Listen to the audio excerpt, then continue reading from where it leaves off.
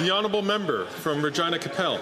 After 9 years of NDP Liberal government, taxes are up, costs are up, crime's up, time's up, and corruption is way up. Here's what we know so far. The Liberals stacked the SDTC board with their close friends.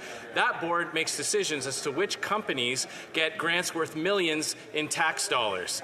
The Auditor General uncovered a massive scandal. These Liberal insiders funneled almost $400 million to their own companies. They got rich, taxpayers got the bill. Now the government's refusing to hand over the documents to the RCMP for a potential criminal investigation. So what have they got to hide? The Honourable Leader of the Government in the House of Commons.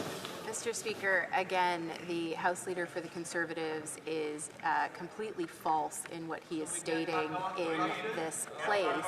What is true is that the Conservatives have put forward a motion that would blur the lines between the independence of the legislative and judicial branches of government. It is both the RCMP and the Auditor General who have raised their extreme concern with what the Conservatives have put forward. Every Canadian should be concerned about the fact that the first instinct of Conservatives is to suspend the charter rights of Canadians. The honourable member from Regina Capel. The Charter is there to protect the people from the government, not to protect the government from accountability by the people. While millions of Canadians are suffering from higher taxes, higher prices, and doubled housing costs, all caused by this government, the Speaker has ordered that the House of Commons can deal with no other business until this corruption motion is dealt with, and they still won't hand over the documents, preferring that Parliament grind to a halt. While millions of Canadians are lining up for food banks, Liberal insiders are lining their own pockets. So when will the government hand over the documents, and when will the government get Canadians their tax dollars back?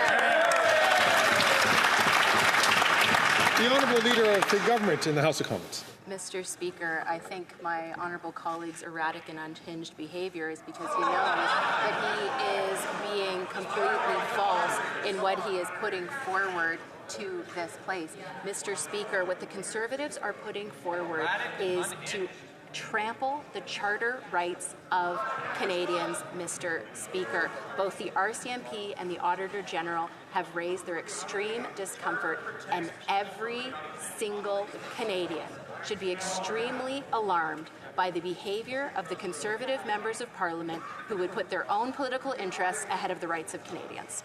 I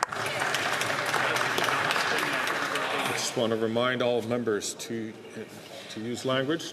Make sure that it doesn't skate too close to the line. I made this point yesterday during question period as well when a question was asked from the other side.